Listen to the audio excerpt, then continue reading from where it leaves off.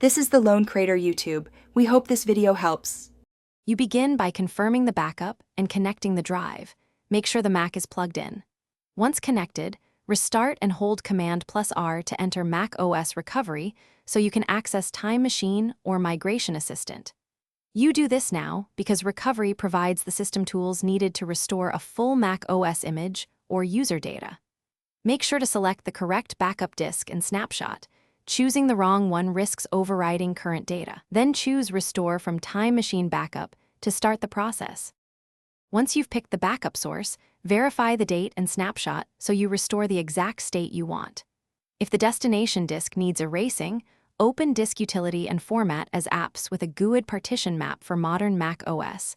Do this only if you intend a full overwrite. Then choose the target volume and start the restore.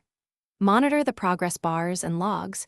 Restoring a full system can take from minutes to hours depending on size. Avoid sleep or drive disconnects while files and system data copy.